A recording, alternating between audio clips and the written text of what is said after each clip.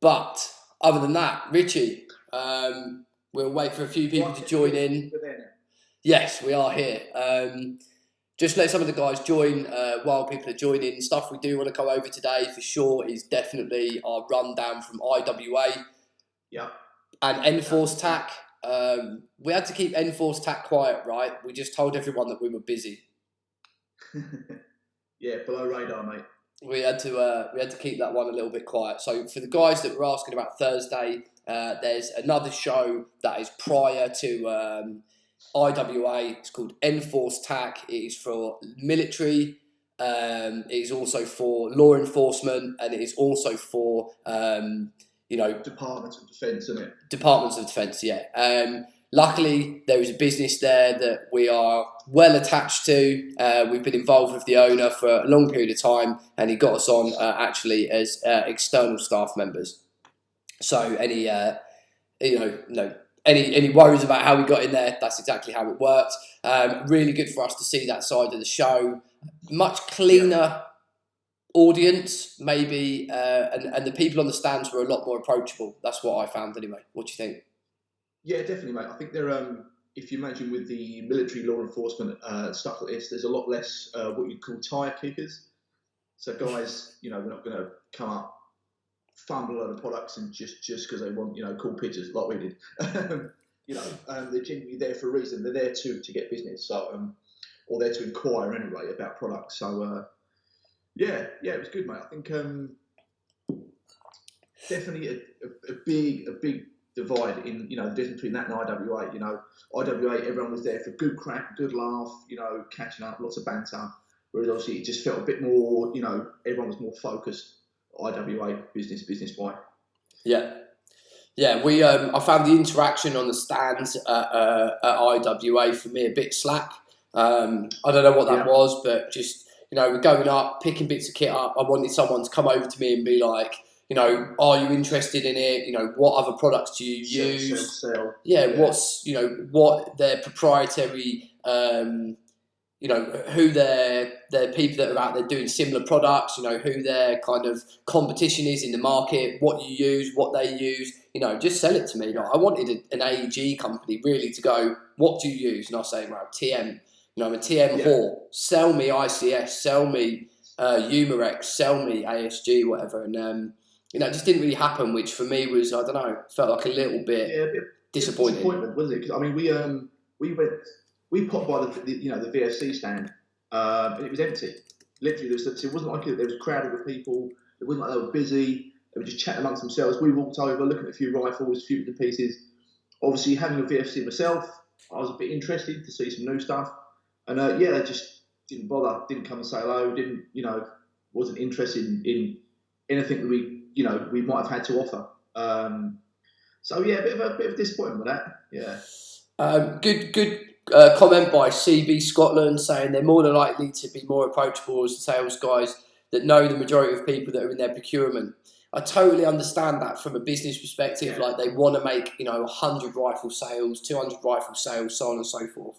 But I still think at the same time, considering there was like 6 reps on the booth, standing gassing, it was empty, there was no one else there. Me and Richie were having a look at a few of the guns. For me, as an individual, if that was my business, I would want to be talking to as many people as possible, especially on the opening few days, saying, what's the competition? What does the rest of the market look like? What products are you interested in? What do you use?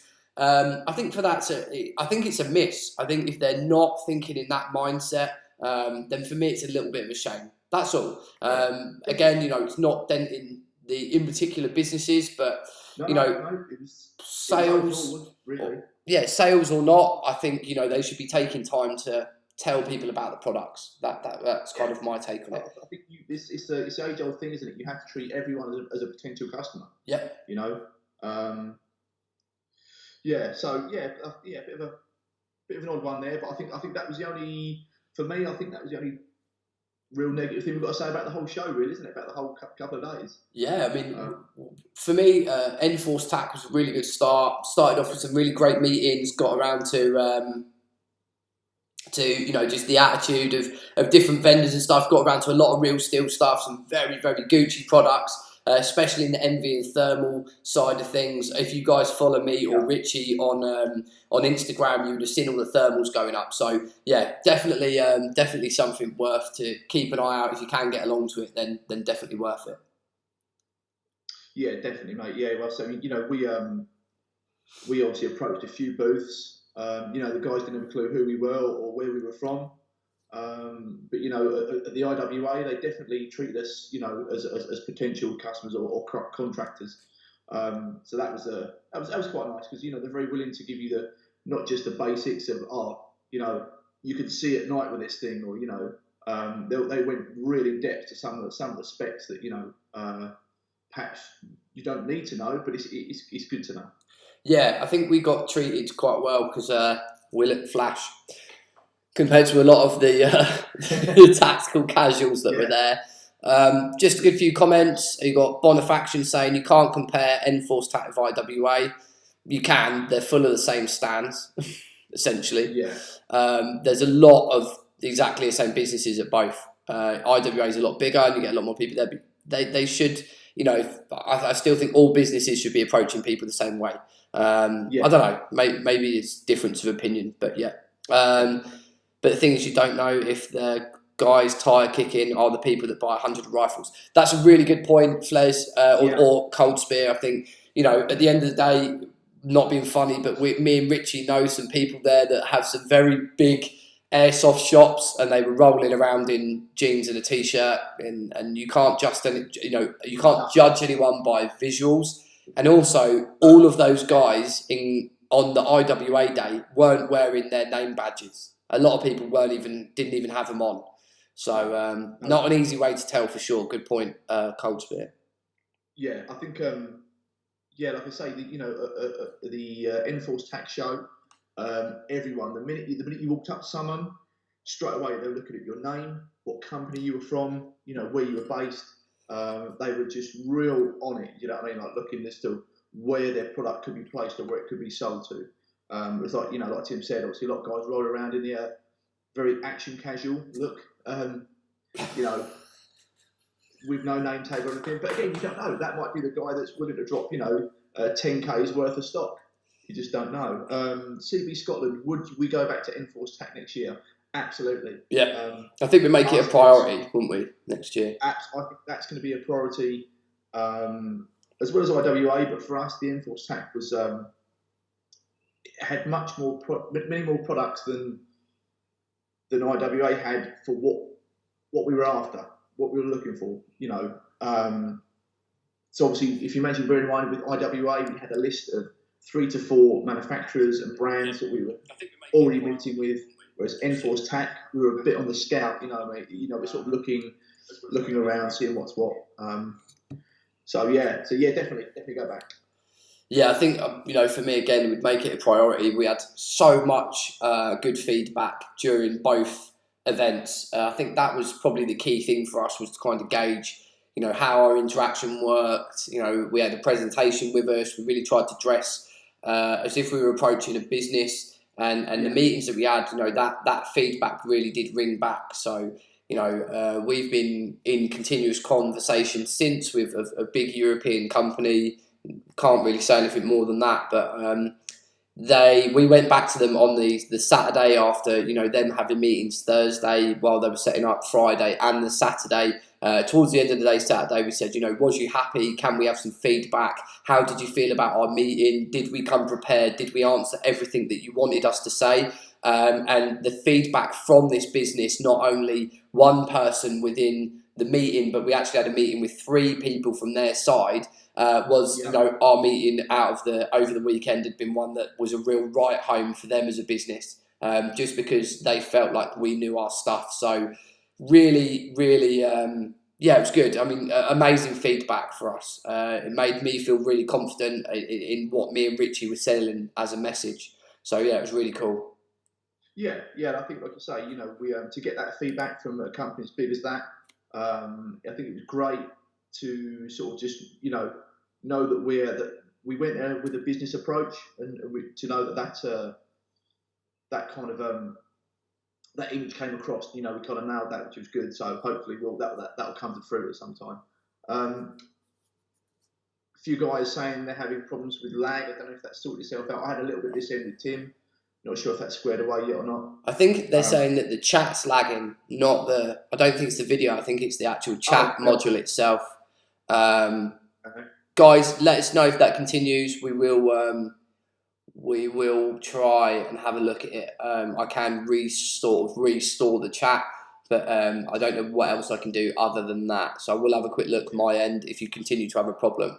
Someone said Vortex. No, not Vortex. They're a global company more than a European one. Although we did spend... the video is... Oh, by the chat, I meant your chat. The video seems okay at the moment.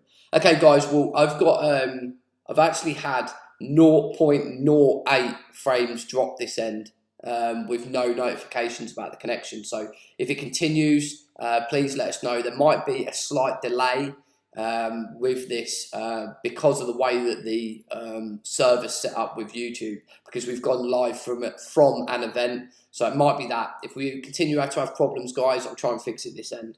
Hopefully it will flatten out a little bit. Yeah. But yeah, Vortex again, they've been a huge supporter of the channel.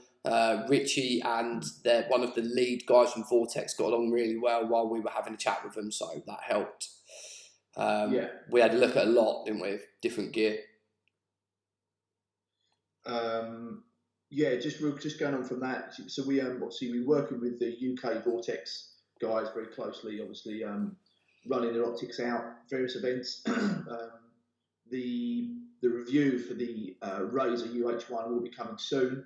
I want to make sure that's correct. I want to make sure it spends some time on that, because it's an optic worth spending time reviewing. We had a meet with them, popped by their stand for the Vortex Global. This is had insane amounts of scopes, short dots, aim points, everything on the show. Really good stand, really good guys. Had a good chat. We got on very well. Obviously, like Tim says, big support of the channel. Obviously seeing our pictures going up and stuff. In regards to where was it? Cold Spear. Yes. So the scope that I put up on Instagram, if you saw it, was the Razor HD. Mate, it's something else. It's 1 to 6 for 24.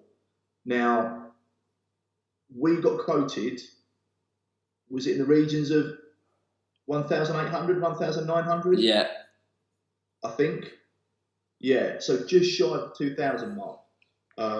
So guys, I know we're not trying to, kid you here. That is a lot of money by anyone's benchmark. But yeah, as Cold Spear says, the clarity on this thing is incredible. The guys at Vortex demoed it for me. So they've got it up, it's on a rifle. So we're looking down the corridors, zooming from 1 to 6. So he handed me the optic, put it down to 1 times, and basically it adjusted the rear diopter, okay, to get the focus correct. Now, this thing, the clarity is so good, you can use it as a red dot. You can use it as a like you would an aim point or a holographic. It's that good. So yeah, is it worth the money? I think so. Absolutely, yeah.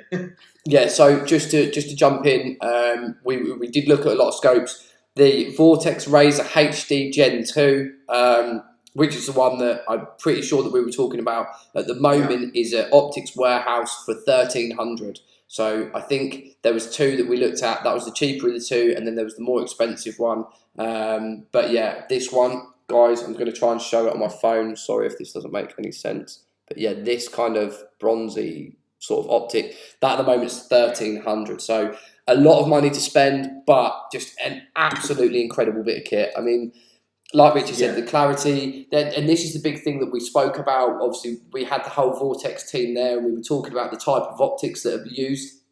And I showed the staff a comparison between a airsoft optic, which is between us guys, it's a EOTech replica, and then I showed them the UHD. And the difference between looking through the lenses is absolutely insane.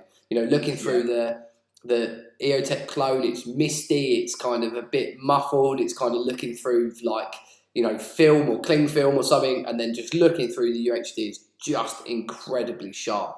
So yeah, it's one of them. They are just worth the money if you're after something that's really clear. Yeah, and it was interesting to say, Buck Todd just says, you get what you pay for. And the thing about that is obviously the Vortex guys showed us that in the range of their scopes and stuff. So you go down to the sort of the £130, 140, maybe say £180 sort of short, red dots. Still a very good glass, still an awesome bit of kit, still gets the VIP warranty on that. But you put that up against, an optic that's say £1,800. There's an absolute massive difference.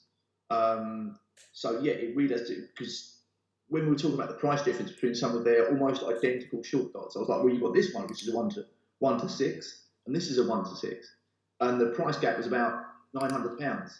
And yet it really does just come down to the sheer quality of glass. Yeah.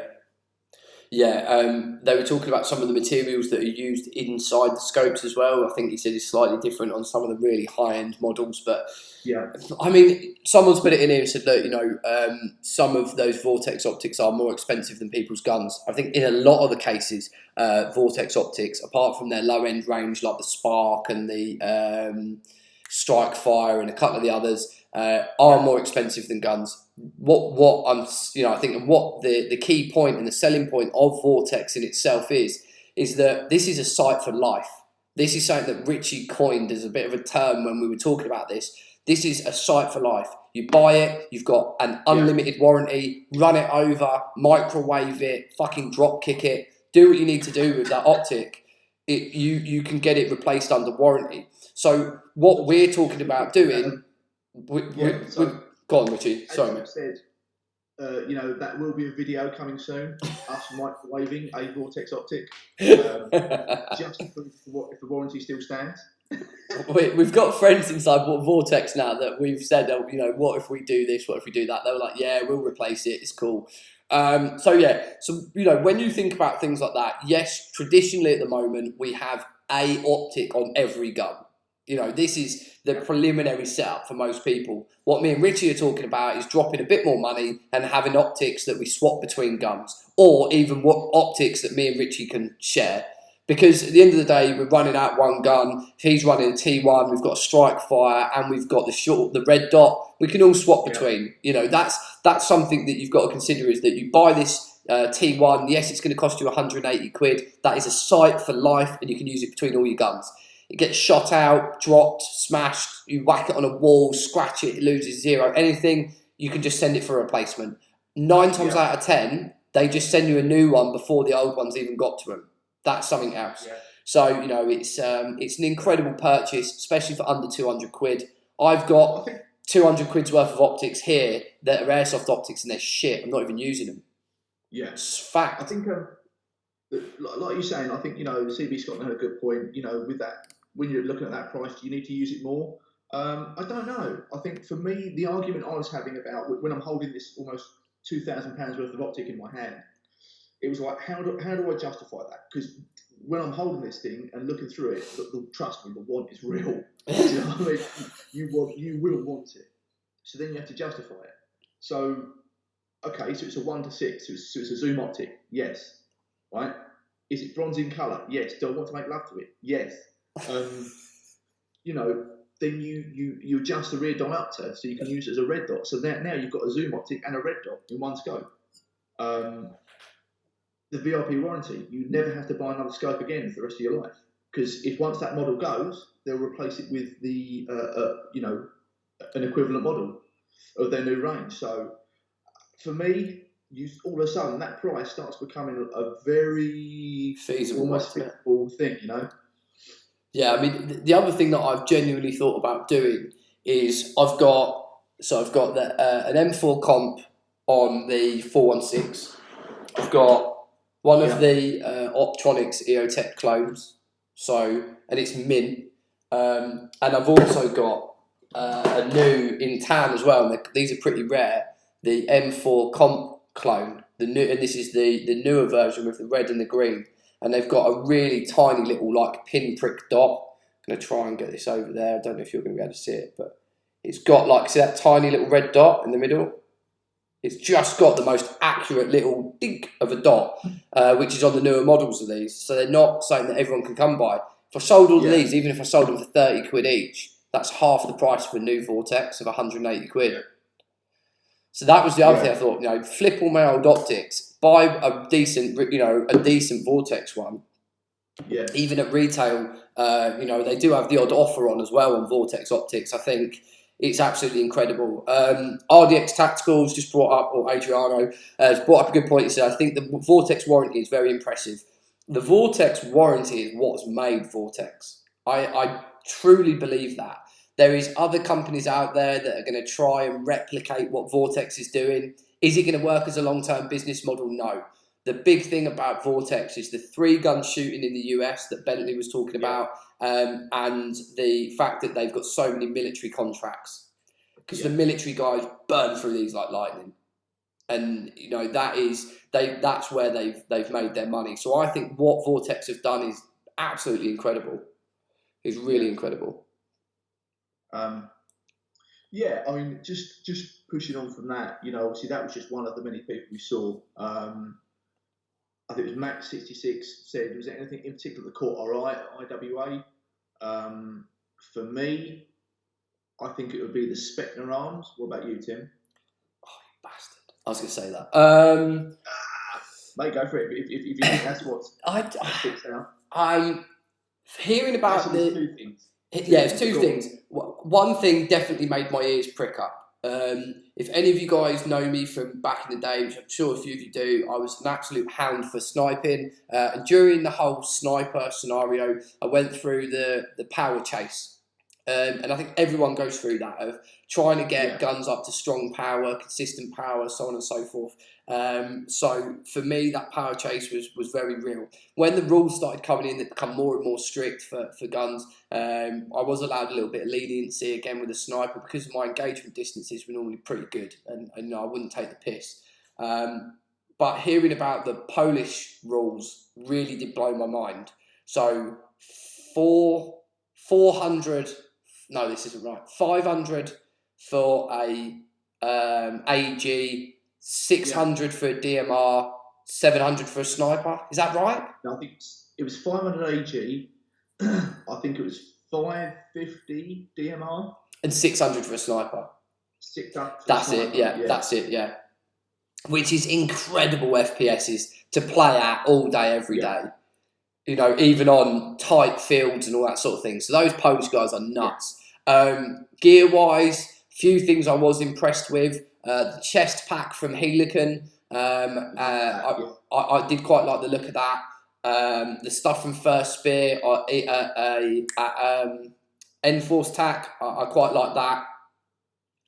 But yeah, the Spectre arms did jump out at me. Their new line is pretty cool. I mean, very, very different from anything that I've seen before. So, yeah, it did jump out at me, and definitely not anything that was ever on my radar before. What about you? No, absolutely, mate. So for me, two things: the Spectre arms. So guys, obviously, those that follow me on Instagram are probably going to be pretty bored shitless already of me posting stuff from IWA. Do apologise. Sorry, not sorry. Hashtag good kit. So there was a lot of stuff. So the Spectre arm stuff, there will be videos going up of that. So what really stuck out for me was the Spectre do a quick change spring on some of their range. And when I say quick change, they actually had a demo there. The guy there actually did a full-on spring change pit stop. Do you know what I mean? With a stop clock.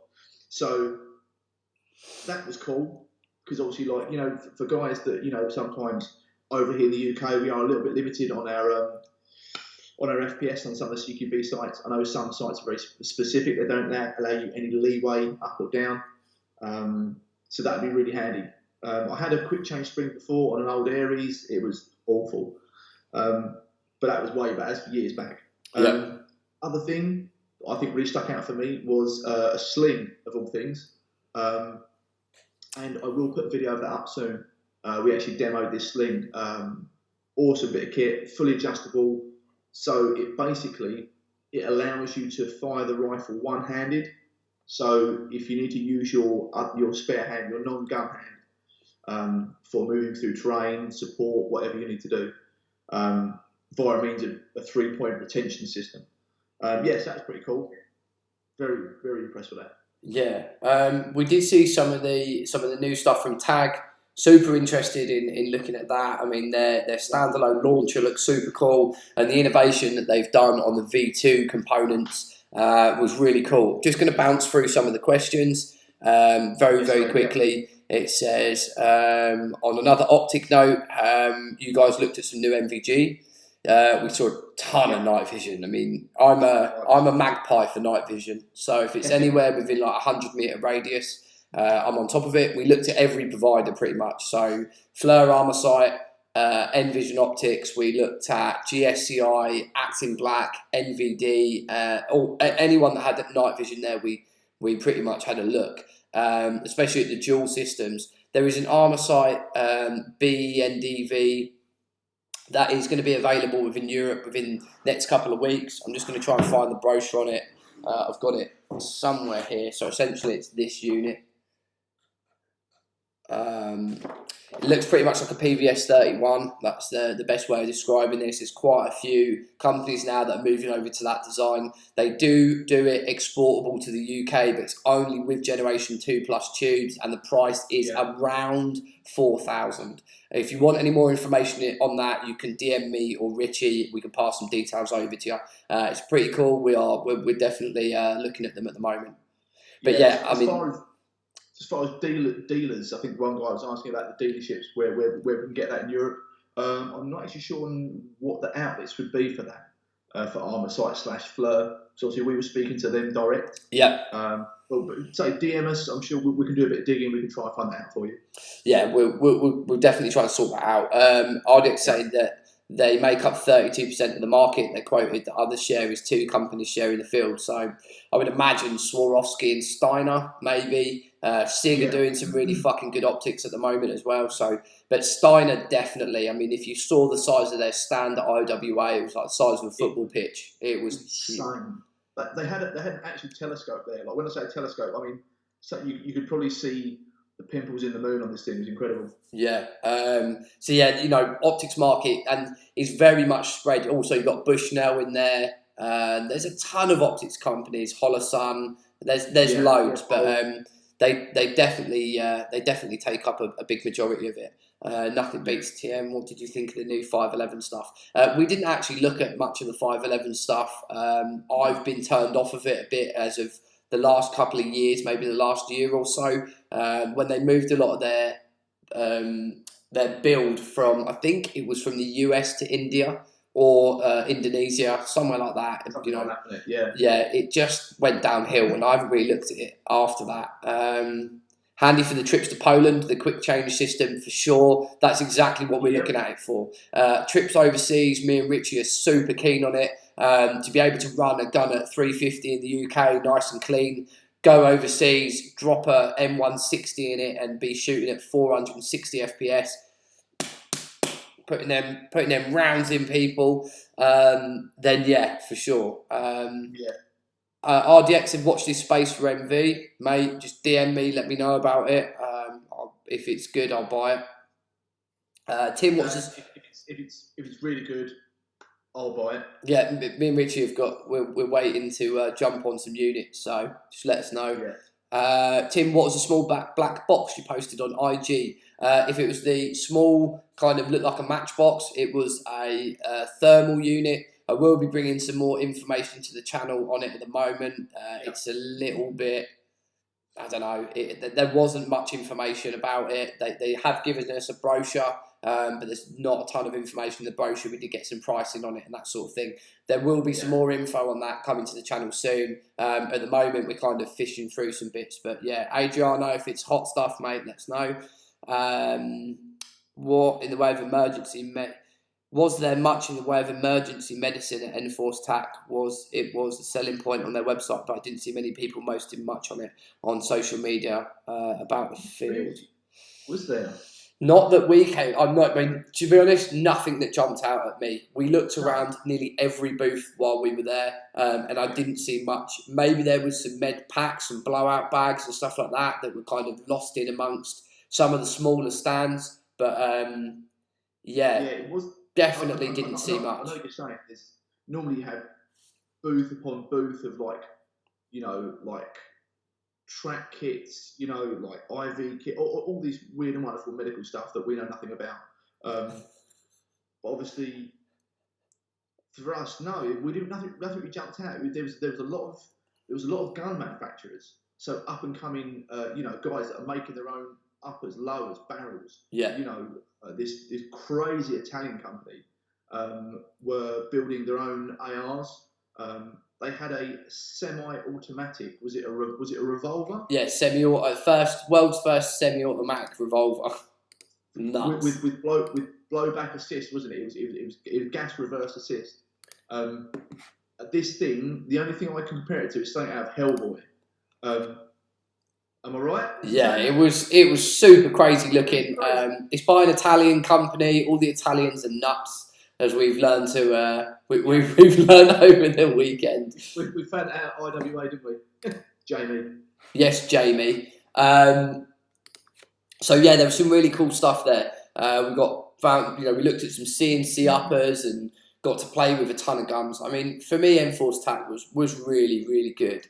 IWA was good. It was good to socialise. At the same time, me and Richie saw next to no one. In regards of the social side, we hooked up with Jamie and Jamie's Italian crew. It was good. We saw a few people from the existing companies that we've got. Warrior, Claw Gear, all the standard guys that you guys know of. We bounced in. We spent a lot of time with them. We spent the whole evening with the guys from Warrior. It was good on that side from the social thing. The rest of it, we didn't see anyone. We didn't see Adriano. There was a whole host of people. Didn't see Hannah. Didn't get to run into an absolute ton of people that I promised that I'd have seen. It just, our day spiraled out of control. Before we knew it, it was 10 o'clock at night. It was crazy. Graham from Airsoft Nation, great guy. We missed Graham. We bumped into him at the Warrior booth. Literally, he was walking one way. We stood there. It was like, oh, it's you. Yeah. So there wasn't much time. Just real quick, Jamie, I thought I was going to have to apologise to you. I thought I was going to have to buy you, I don't know, a big bottle of Prosecco or something, because I thought I lost your patch. But I found it. So the press is off, mate. I was really panicking. I thought I'd lost it. But thank you for that. It's awesome. Says RDX, I know. I was curious. Enforce actually advertise emergency medicine on their website. Do you know what they did have to do with medicine? I know this might be a bit off key, but a lot of vehicles. We didn't actually visit much of the vehicle section, but there was ambulance and medical vehicles there. Now, whether that meant that there was stuff associated with that near it, but for me, I really didn't see that much of it. Again, it was hard as well because I was walking around and then all of a sudden there's like a real MP7 in black and tan, and then 2 320s in black and tan, and then a 416, and then a 433, and then so as soon as I'd seen them, I was melting. The same as going to the SIG booth. We both held the new MCX and the new SIG platforms. It was very, very hard to pull away from them, especially when the HK guys said to us, "Oh, you two are great, come for lunch with us." And me and Richie were just kind of in awe a little bit. It was really cool. Yeah, I know what you mean. So I think like RDX said, you've got the emergency services show up at Birmingham. Done that a few times. So yeah, if you want an emergency kit, that is the place to go. You have everything there, and it's massive. But yeah, not much in the way of the emergency kit at IWA. So that, just going for what Tim said, the H&K stand, guys were super friendly. They run us through everything. Like I say, the actual guy who's behind the production of the new 433 rifle actually run us through every feature, every nut bolt machine surface on this thing. He was super passionate about his gun. But yeah, that was cool. That was awesome. That was like kind of like really, from an engineer's point of view, really interesting. Yeah. CB said, "What's the strangest bit of kit you had?" This is where I guess we have to be really honest about the whole trip. Nearly every hour of it was planned. We knew where we had to be, who we had to be in front of for both days. So that was all day Friday. We caught up with a friend of mine and Richie's in the morning, bounced in, spent about an hour with him, and then the rest of it, other than the time with HK, we were in meetings.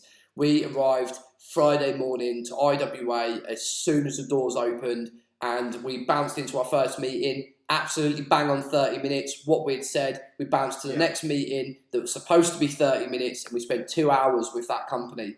By that point, myself and Richie were emailing during the meeting to try and push all the rest of the meetings back.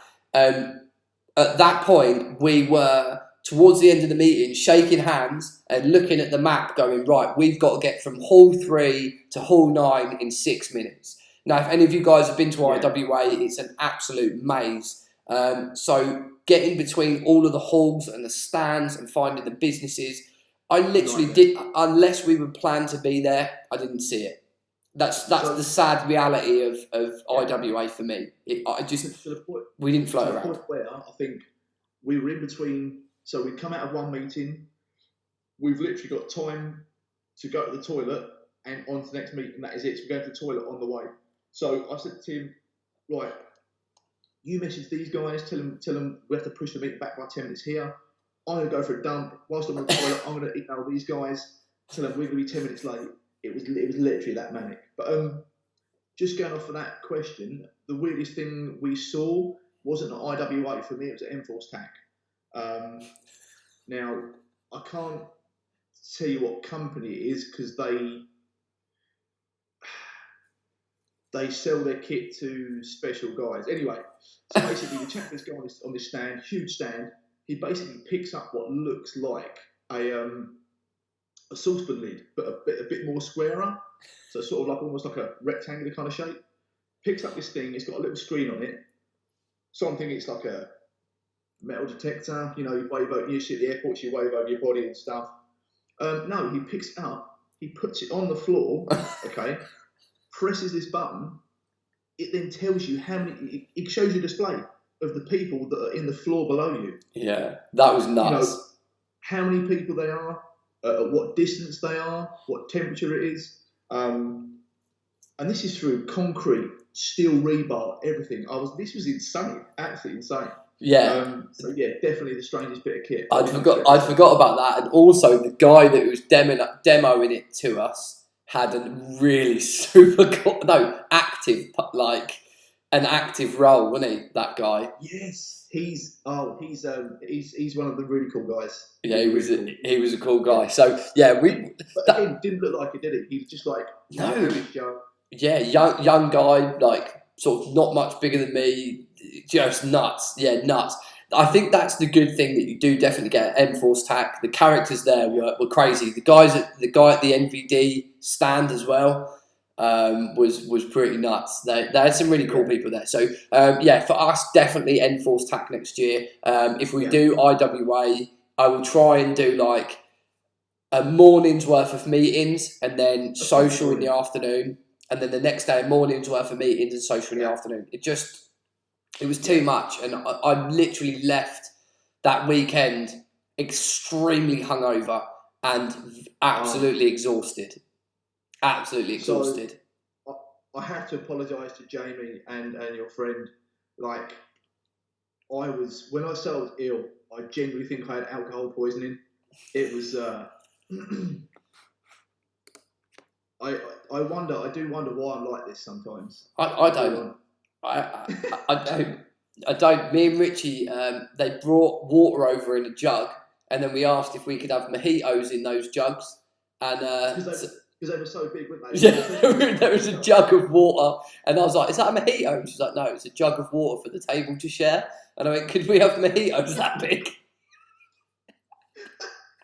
Sure enough, mate. €40 later, she came back with jug-sized mojitos. It was brilliant. So guys, it was a really good show for us. Like wrapping this up because we've got a bit of time left, but it was really good. It was a shame we didn't get to see more people, but from a productive business side of things, absolutely incredible. It goes to show that our audience, you guys that are watching now, the people that interact with our content, and everyone else that supported the channel over the years has helped us to get to a position that in the marketplace is very well renowned. We don't know how we've done it. I think it was probably bringing Richie on that's helped this, but for some reason, the businesses that we spoke to said that the content, the way we kind of, there's not much bullshit. We stick to our guns. We don't float about trying to pick up hundreds of businesses. We don't play companies off against one another because we stay quite clean. It's been good for us. Yeah, definitely. I think it's good all round from a business side. Like you say, I think next year we'll just, for us it was the first year. Don't get me wrong, we achieved everything we went there to do. So we can't complain with that. But yeah, we're definitely planning out next year for a bit more sort of catch up with some people that we want to catch up with. CB Scotland said, what was the biggest disappointment of your trip? For me, it was getting so drunk on Friday night that I forgot to go and meet Sandra at 9 p.m. for drinks. Biggest disappointment for me. Biggest disappointment of actually managed to nail a date out whilst out in Germany, and I got too drunk and forgot. So Sandra, I do apologise. We got hammered. The biggest disappointment. Well, do you know what? To be fair, I mean, these trips are always difficult, especially when you're going for the first time. We fell on our feet in many a different fashion. But yeah, I can't really say that I was disappointed. There was none of it. I mean, there was expectation that maybe in some cases I expected Finnegan's to be a little bit more of a nicer hangout. The place is an absolute shithole. Probably shouldn't say it, but it's true. It was just gross. Tim, do you remember what happened last time you slated the place? No. I do. I had 100 fanboys getting upset and sending me pictures of dead fucking animals and stuff. Anyway. Can't say that. Oh, you can't say that. Oh, you're out of order. Yeah, just book me a hotel, mate, and give me some free tickets. Anyway, on that note, moving forward, guys, if you've got any questions for us, anything related to anything going on with the channel, also I do want to drop a thank you. I'll let actually Richie do it to the guys over at Tack Belts, and I'll leave this with Richie. Okay, so I saw Tack Belts join earlier on. If you're still in here, hi guys. So we've been working together with the guys at Tack Belts. You can hit them up on Instagram. I'll be posting pictures tomorrow morning with a link to his Instagram page. So, bit of story behind, from what I know of Tack Belts, how I know about the guys. So, scrolling through Instagram, what comes up? A multicam black suppressor cover. Okay, Gucci's anything. All the bungees around it, everything looked really top quality. So I know Tim's a bit of a whore for multicam black, so I tagged him in it. Next thing, so I'm going through. He does patches. He does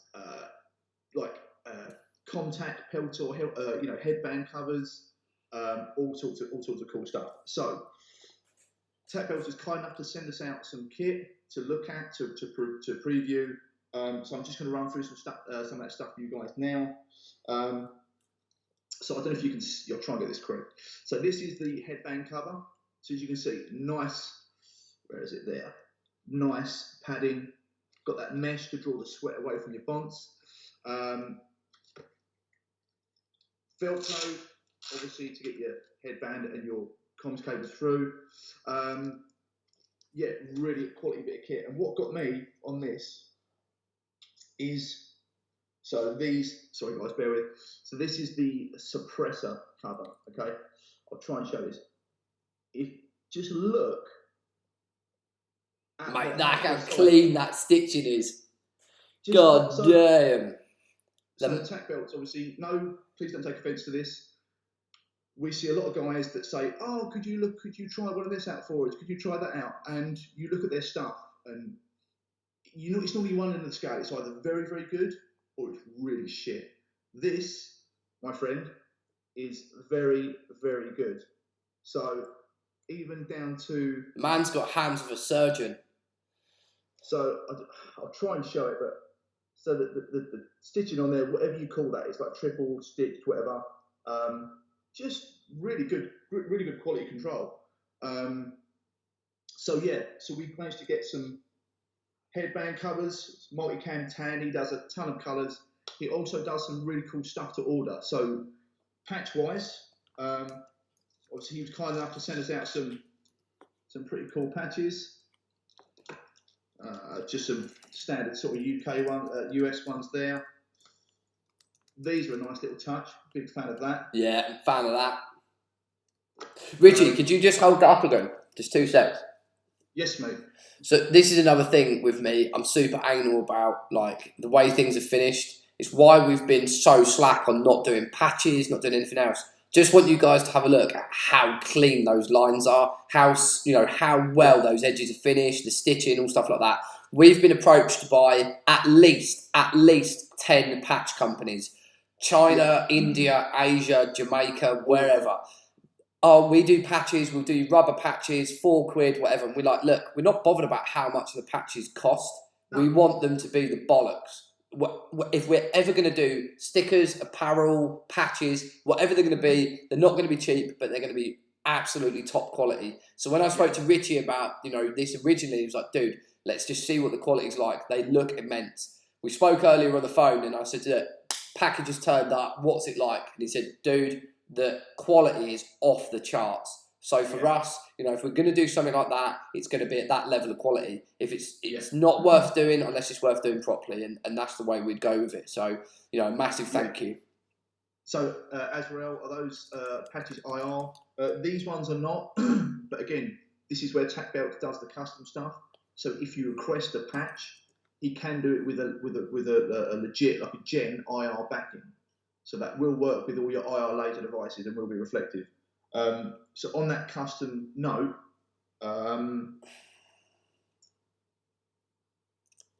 Gucci gang. Mate, if you're still using plastic bottles for your BBs, you're more than welcome to leave. Yeah, these are awesome, mate. I think this was just like a trial for the guys over at Tack Belts, but it's come out really well. And multicam black as well. Who doesn't love multicam black? Multicam black, that hotness. Yeah. And last but not least, let's have a look. Love it. Yeah. So we've been asked about patches a lot. The key thing for us is to see how this was going to look. We're super impressed with them. Will patches be available soon? We'll definitely look into it. But if we're going to go anywhere, for me, that's the sort of design that we want. Super clean, super sleek, nothing rubbery and tacky. Something that is that looks flash, something that's going to blend into your kit and look the part. So super impressed with that. So guys, me and Tim have been talking about this for a long time, and we've been umming and ahhing. So I don't know. Let's put it out for a vote. I think so. If you want us to do a run of these, okay, that you guys can purchase, I would say speak to myself, Tim, hit up the guys at Tack Belts UK. Just literally don't send dick pics, nothing like that. That's a bit weird.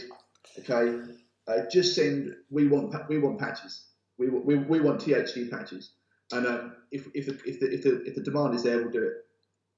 Cool. Yeah, like guys, you can't say fair. I think Yeah, if you want it, just let us know. We'll chase up. One thing that we are definitely keen on doing is very, very limited runs. So if you do want them, they'll be hot off the press. They'll come and then they'll go. We're not going to have this endless run of limited edition patches. It won't happen. So put an Insta vote out. Yeah, we'll do that. We'll make sure that these are pictured up and we put some stuff out about them. So massive thank you. Tack Belts, I cannot wait to have a look at some of that kit for sure, but definitely into it. Someone was asking about the training, so I think there's probably deserve that. Just give you an update on the training. Yeah. We are now pretty much booked out event-wise for the next 2 months, which puts us up until the end of the end of April.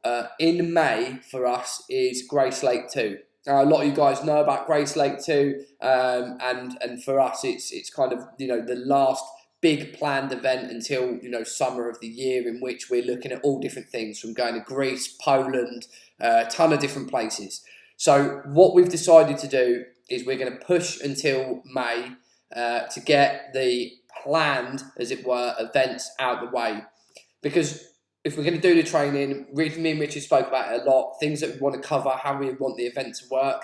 We want to give it some serious time and dedication. I do not want to have, and Richie, we do not want to put an event on unless we are absolutely 100% sure of what we're doing. So I know I've been talking about it for a while. I know that it's going to piss a few of you off that it's being put back again. But guys, please understand that we hope to put 100% effort into this. And the only way we can do that is by getting all the shit we've got to do over the next couple of months out of the way.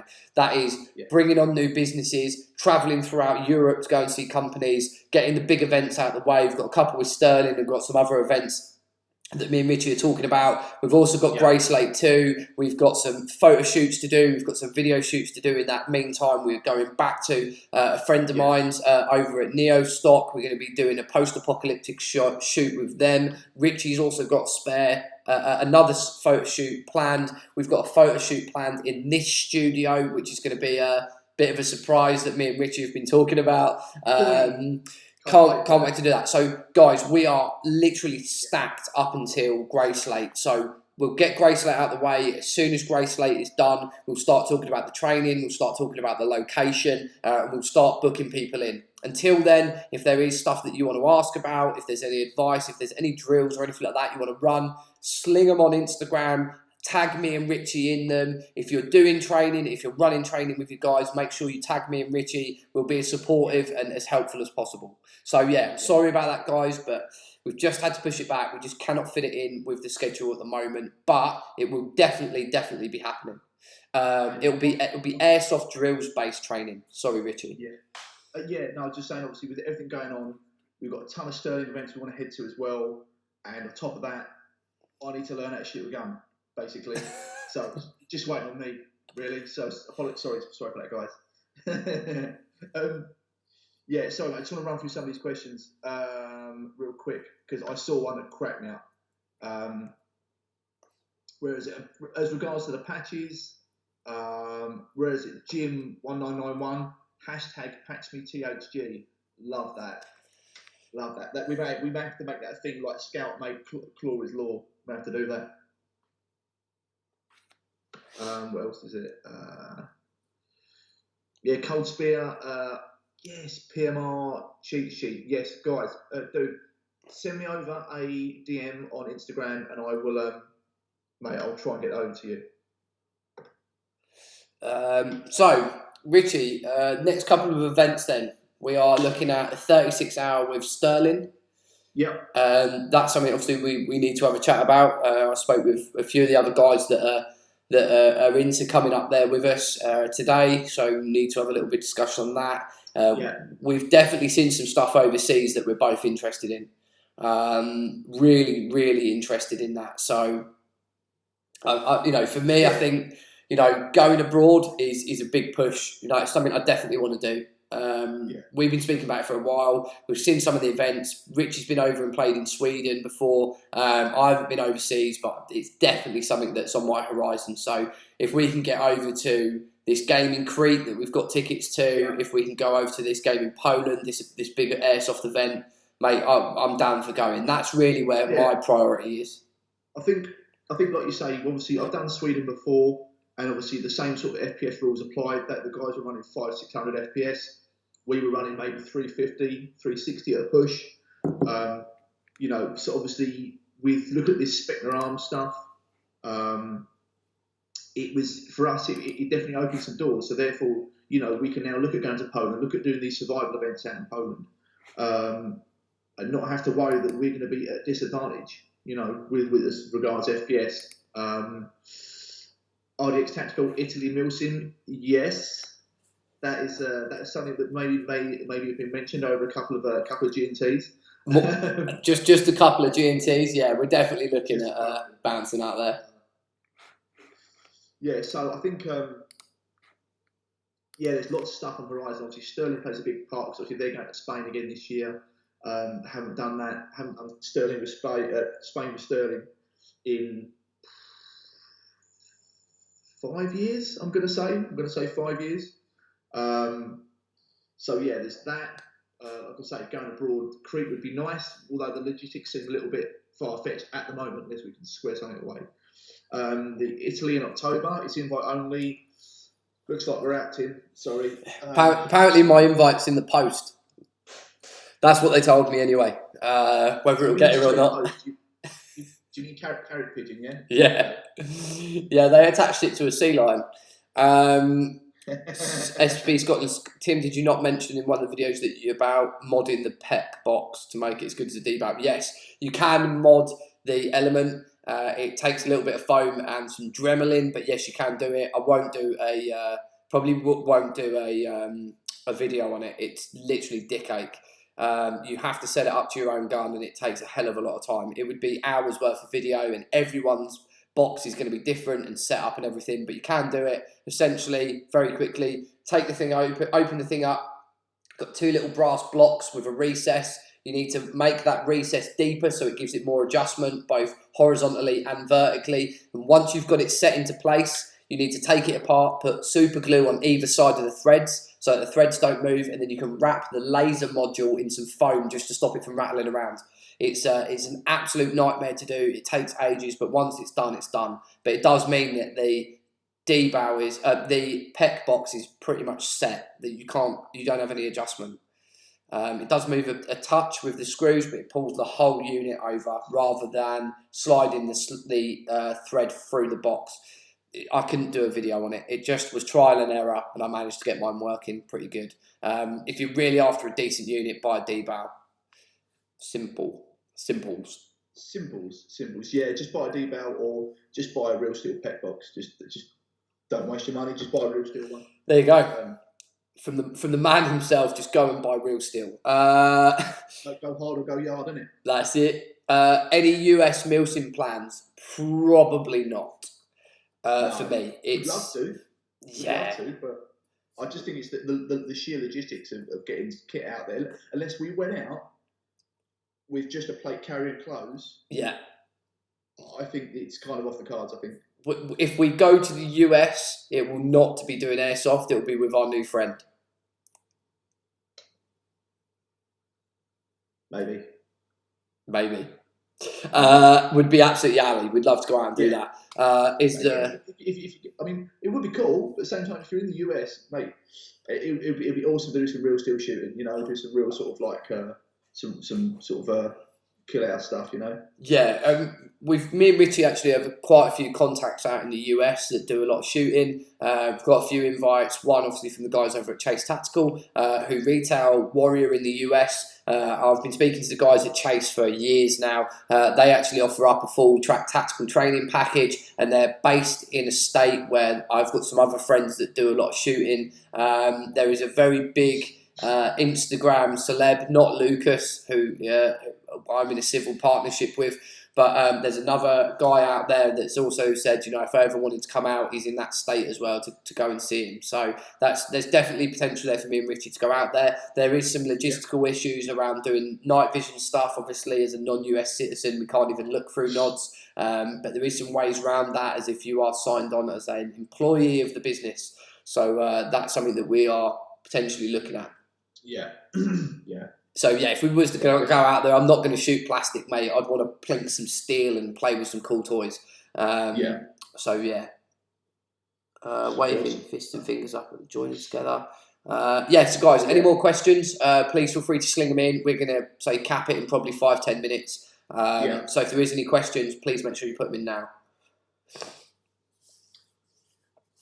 Is there anything else, Richie, you want to go over? Any new toys?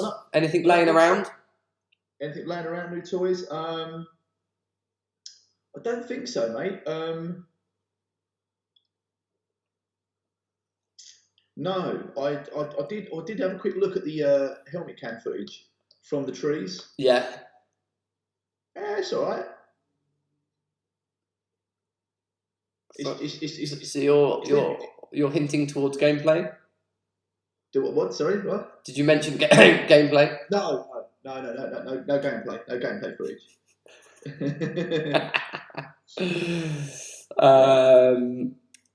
You bringing your bikes to Gracelate? Dirt bikes in a quarry, of course, Hobbit. Yes, we will. On that Red Bull-ish, do you know what I mean? Oh, mate, we're gonna. Yeah, have you not seen me? Superman backflip. Yeah. Yeah, no, we will be taking the bikes. There's quite a few people taking vehicles from what we've been from what we've been told about. So yeah, for us to be able to go down there and have a fast recce element or a QRF element, because we can get guys on the back if we need to. We will be bouncing out to any position on the site that we can get to on the bikes, which is pretty much all of it. Then yeah, we will be using them as an asset. Also, if you need help, me and Richie can just Superman in and sort everyone out. Yeah, we'll come in as long as it's dark. We're basically nocturnal. We only come out at night. It's very much true. We only come up at night. During the day, we'll be on hand for moral support over the radio. Yeah, lots of radio calling. Lots of fucking knife hands left, right, and centre, but not a lot of doing. Yes. At dusk, you might see me come out and then I'll be ready to go. Gap in the market with Matt the Musketeer going. Yep. Don't blame Matt, to be fair. No. He's been doing it a long time. He does it full time. Lots and lots of time is put into his videos. I know Matt fairly well. We've spoke a lot over the years, and I don't blame him. I really don't blame him. I think he needs a break and to come back and maybe do something different. And if he does come back to airsoft, he does. If not, then I think he put a good stint in. Matt's dealt with a lot of shit over the years, and he's dealt with going to be extremely successful on YouTube, but then at the same time suffering from the issues of being successful. So I don't blame Matt at all, and I do wish him all the best in his travelling. I do. Yeah. You mentioned previously in a Q&A about remaking the Milsim guide. Is that still on the cards? 100%. It needs an update, and also I've been giving that guide from my perspective, and I really think that you guys and all the people watching this would learn a hell of a lot more if Richie was involved as well. He's been around, done it, tried out way more kit than me, been in loads more situations, from weather, scenario, country, Sweden, Spain, UK. He's been and done it. So I think the Milsim guide, now that I've evolved a little bit, and I think now that I've got Richie involved, it will be a much, much better guide, and it'll be a lot more complete. So yeah, it's definitely something we'll do. I think, and like Tim said, we're super keen to do it. We really do want to do it because, like Tim said, just having myself on the channel, it just brings a different, not better, not worse, just a different angle of approach. Because everyone has their own approach to every problem. So super keen to do it, but guys, it's just getting time. We're flat out, absolutely flat out. So it's a tough one, but yeah, it's definitely something we do want to do. Yeah, so we will be revisiting that. Yeah. People have asked about if we're going to bring training videos to the channel. Really depends on how the days go and how the content comes across. It could be something we do in the future. At the moment, it's not something we're looking at. Reviews is very much where we're at. To be fair, there is so much kit that people want to send us. So just to let you guys know, we've got nearly a shipping container of stuff that Camo have coming in that's currently being held by customs. As soon as that arrives, there's another 60 guns in there. The new TM, the MP7, some new stuff from TM, shotguns, all sorts of stuff from him. We've got some other businesses that want to send us stuff. We obviously, all of the meetings and stuff we had while at IWA equates to more equipment coming through. It really is crazy the amount of stuff that is literally about to fall through the door, as well as apparel companies that we've both been speaking to, and you know, the fitness stuff with JP. I really would like to do some videos covering that. Tons and tons of stuff, guys, tons. Comms and Nav. Richie's got a million videos to do on that as well. Yeah, definitely. It's just getting time, because you know, being the age I am, I do need a little afternoon nap when I get in from work. Then I can start doing my videos and stuff. So guys, obviously we've those that follow me on Instagram will have heard the Run in the Jungle, and I've seen a few people asking questions. I do not own a TM. Let's just square that away. I do not own a TM. Okay. However, I do have one in my possession. He doesn't own one, but he's got like the best one you can get on his floor in front of him. Yeah, it's so I've tried it out, and it's all right. It's all right. You know, no, guys, I'm joking. So the next gen TM Sky Heavy is an awesome bit of kit. I've put a battery in it. I've fired it. I've just dry fired it. Not put rounds through it, so don't worry. But for me, the whole recall thing, it's completely strange to me. Was I blown away? No. Was it a feeling that sort of, the more you fire it, the more you go, do you know what, this is actually really nice. It's one of those slow sort of, it grows on you. For me personally, anyway.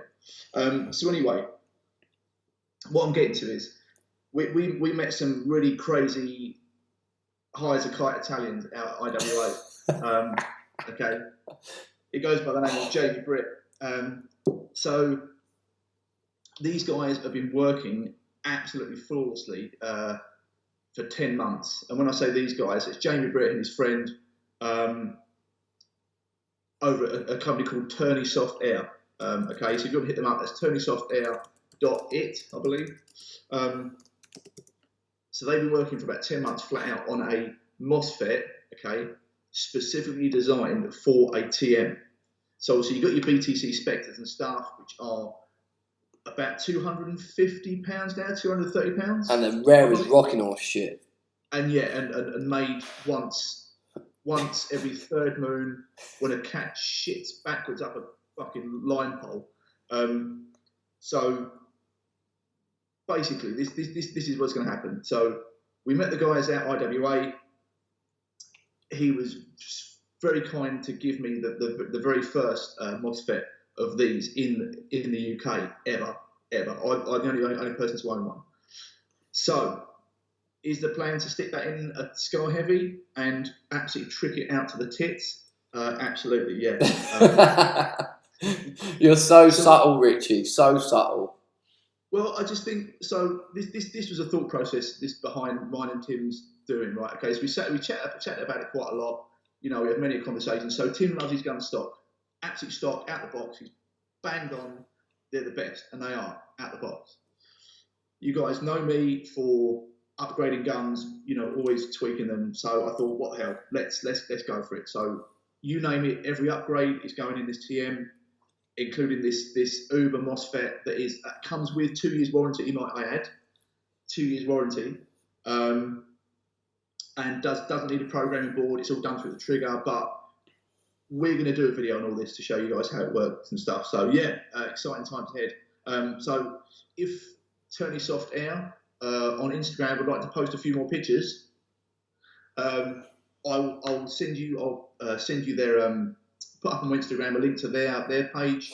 So go and hit them up, check them out, pester them for more pictures, and yeah, we'll see how it goes from there. Yeah, super excited about that. Obviously, like you guys know, I pretty much run my TM stock. The idea was to run them into the ground, and as soon as they're dead, then you know, it'll give me a really good benchmark and a good benchmark for my audience just how reliable the TM platform is. With Richie, he's not even going to use his out of the box stock. It's going over to be modified, probably by the guys over at Camo Raids. Richie is not anyone that ever does anything by halves. So his Scar H will be stripped and rebuilt with every polished custom bit you can get. So it just shows a bit of diversity as well. And then also we can compare, at the end of the day, they're the same gearbox and platform on the same motor.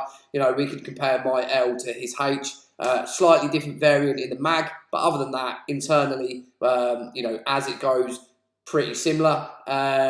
It'll be really good to see the difference between the two, and then obviously if it is special, then mine will be being sent off as well.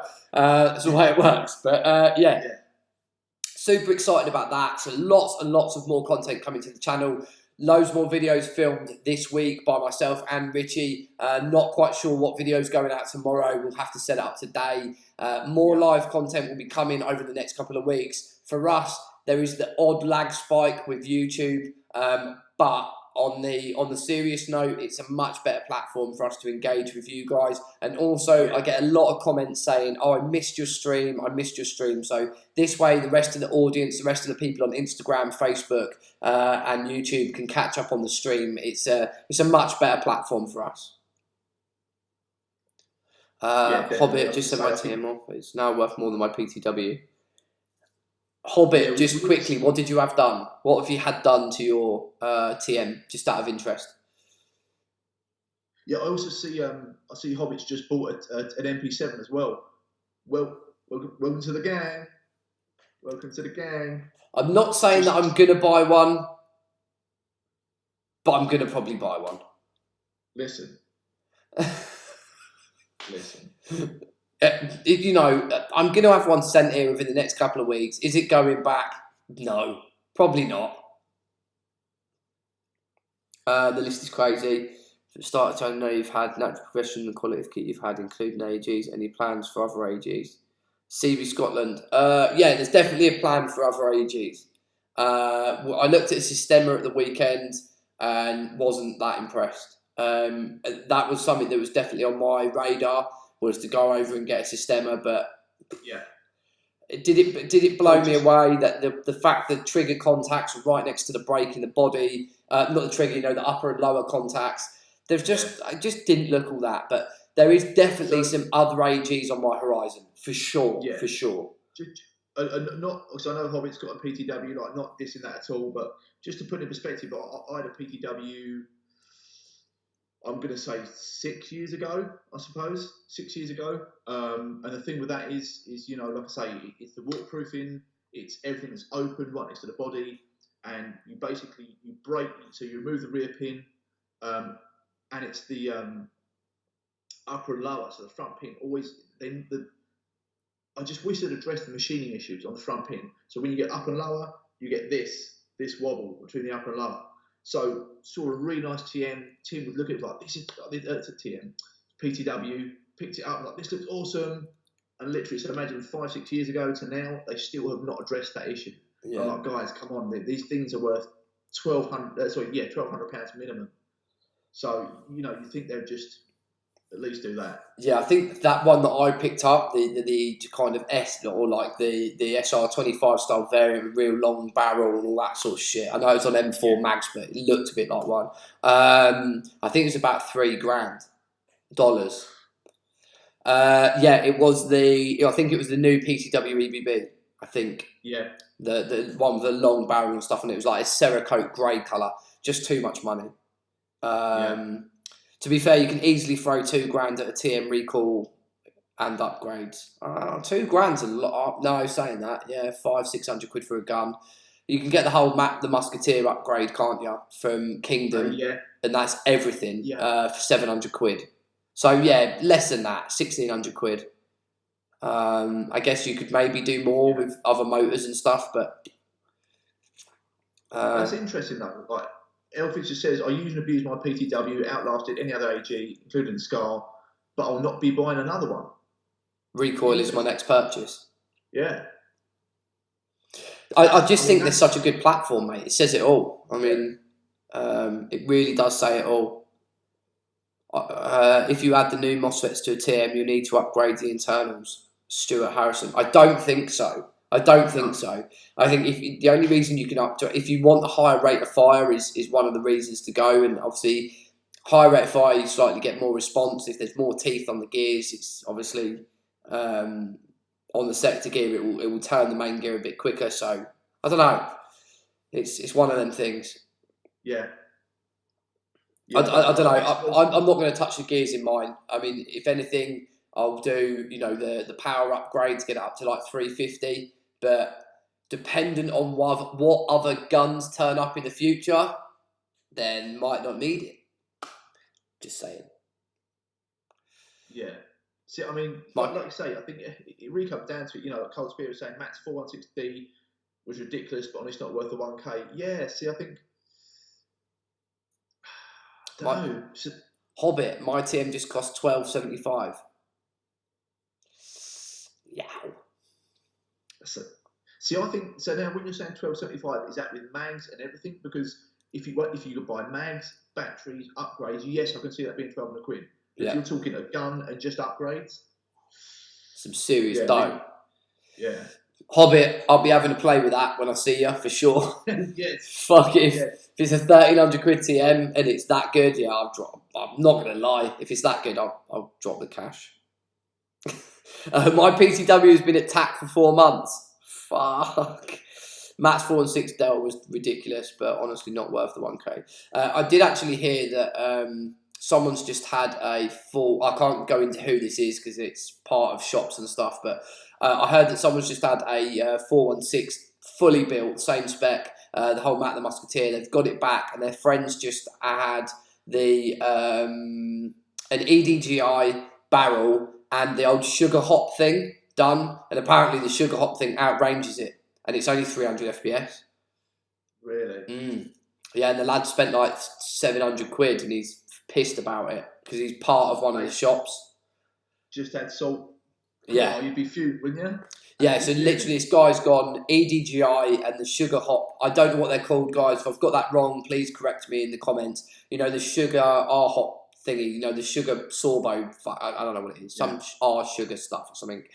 Just that. So it's like a moulded, completely sealed hop unit on an EDGI barrel, and it just does it. Mine arrived today and Chrono said it's 302. Is that higher than usual? No. By the time you've wound your hop up on a bit, that will come down to probably like 380. Yeah. I think mine was 290 with the hop on. Max you can spend on TM upgrade is €350. Talking internals. Still a lot of dough on some gears. Yeah. Longer than I what's it? Yeah, R hop. It could have used anything other than 3Gs, otherwise the gun was shit. Yeah, I mean, CB Scotland's actually made quite a really good point now. So there's us whinging and piss moaning about spending 1K, like to fully upgrade a gun that is our primary weapon, but yet we're dropping 4K on MV and 2K on scopes. Dropped a lot more than that on my fucking NV.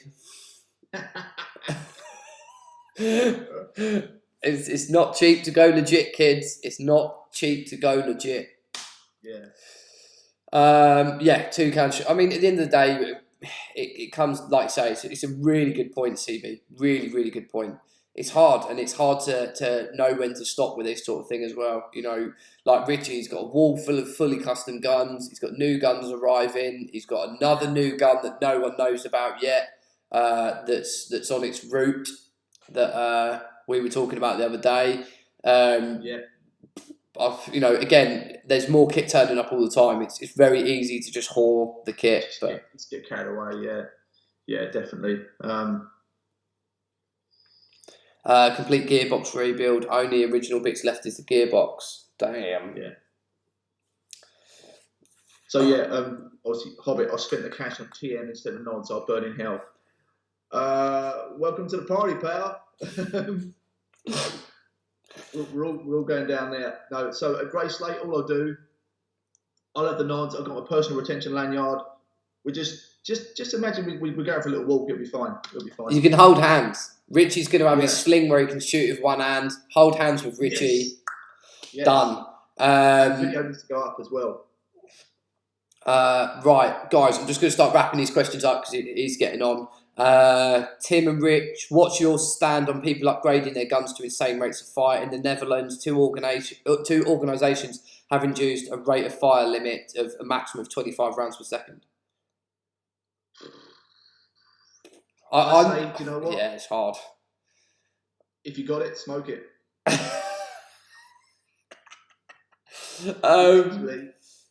So I think I don't know. I'm not sure what my screenshot was, right?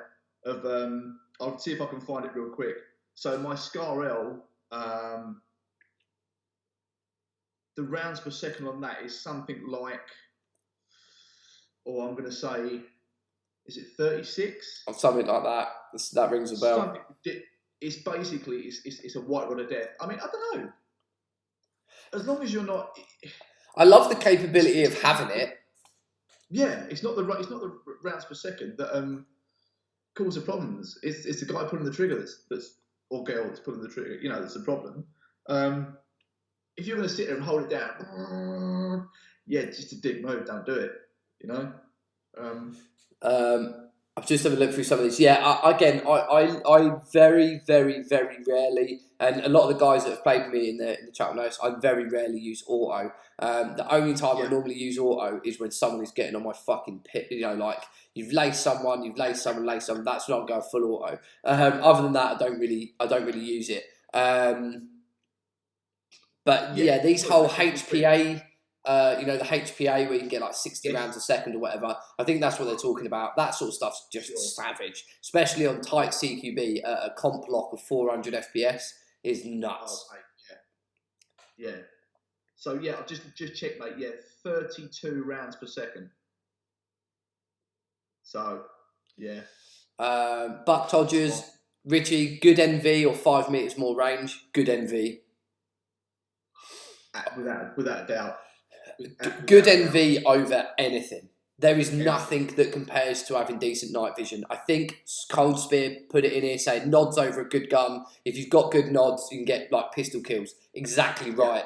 Having the advantage of being able to seal well in the night is absolutely ridiculous. So, you know, for me, biggest change to my whole airsoft career, airsoft lifespan was getting decent nods. Yes, it cost me a fortune, but at the same time, it was 1,000,000% worth it. Being effective at night, being effective when everyone else isn't feeling effective, being confident at night when other people are kind of walking around there. And you're just fucking breezing, just like, it's crazy. Really does make a big difference. Nods, biggest game changer for me. Yeah, definitely.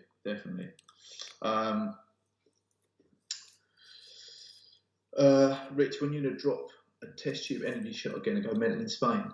Oh, fuck, Dan. Sorry, I didn't realise that was you. Mate, yes. So they've actually... right, so what Dan's talking about is we was in Spain with Sterling, and to get us going through the night, they had this little test tube, which is basically like a pre-workout. It has got everything in it. It's got like L-carnitine. It's got like... taurine. It's got... what's that lactic acid inhibitor? Beef, you know. God. Anyway, it's just this chemical concoction in a test tube. I cracked this thing, necked it. I was gone. Love it. Like gone for like 3 hours. It's crazy. Richie's running in circles, mate. So they've made them illegal. They don't make them anymore. So there's obviously a reason behind that. So I'm going to try and make my own. I love it, mate. Right, last couple of questions. How much for semi-decent entry-level nods? In the UK, looking for me about £1,600. Get a Cobra Demon. You can pick them up slightly cheaper. Gen 2 plus unit. They're not bad at all. We know a couple of guys that run them, but definitely not bad. You're looking at around £1,500–1,600. Absolutely honest opinion right now, guys. Don't go for anything less. If you can't afford that, keep saving. Don't buy Gen 1. Don't buy digital Gen 2. Just don't buy anything. Get Gen 2 Plus. If you can't afford Gen 2 Plus, just keep saving. It will be worth it, I promise. Meth and cocaine from Flares, for sure. That and a bit of bleach. found out a bit of info at IWA, biggest selling TM recall CQBR. Yeah, not surprised. A lot of people love them. Caffeine, gum, and Rip It energy drinks. Blech.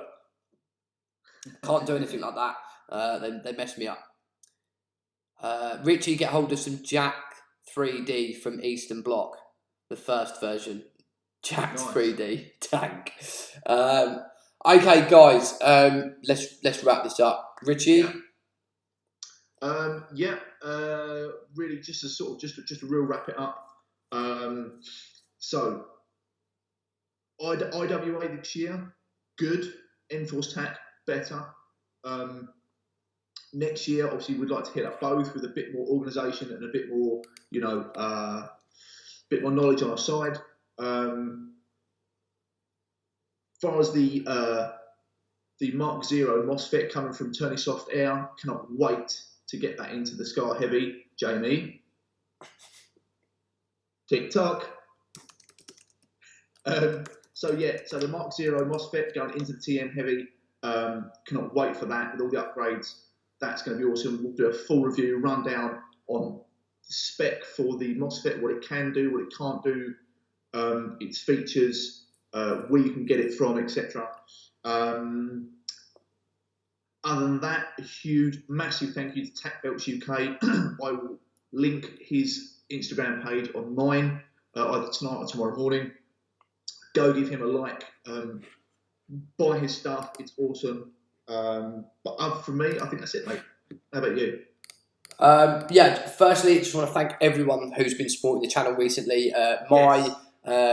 My subscribers, followers, our watch time, absolutely everything is skyrocketed. Last time, I think we done a live stream. Richie was on about 400 subscribers. He's now near 800. I think I was on about 2,000 something, or other 2,600. I'm now above 3,000. It's absolutely crazy. All of the stats on the channels are up. The stats on YouTube's are up. Everything is just flying through the roof. So a massive thank you for all the support. We are super busy at the moment. I know we say this in every video, both work full-time jobs and we're trying to do this on the side and have social lives and all the rest of it. So, we're working super hard to bring content to you. There will be loads of new shit coming to the channel. New brands, new products, new people coming in to talk about different things. We have a ton of stuff planned. So guys, please stick with us. If you aren't subscribed, you can subscribe to the channel. You can click in the bottom right-hand corner of this video. If you've got any mates, friends, acquaintances, partners, whatever, that you could share the channel to. Parrots. Anything. If you have an intellectual conversation with a pot plant, please pass on our details. We really want to kind of push this out. We want to push out to a bigger, wider audience. It really helps us. And it helps the channel to grow, and obviously the more it grows, the more time we can put into it, and the more we can go from there. So guys, a massive thank you. Thank you. Thanks for all the support. We absolutely love it. We love doing this stuff. It does make us super happy. Especially when we're getting really good interaction like we've had tonight. There will be some stuff coming on the training. It will be pushed back for a few months. If you do want to come and catch up with us, see us, see what we're up to, you can do that on Instagram. Both of them are linked underneath. So you've got Tim @_ the Heresy Group and Richie _ the Heresy Group. If you want to come and play with us, the next event that you'll be able to play alongside us is at Grey Slate 2. You want some information for that, go and check out Darkwater Airsoft over on Facebook. Other than that, that's pretty much it, guys. Thank you so much for sticking with us. We really appreciate it. And we'll see you all soon. Cheers, guys. Bye.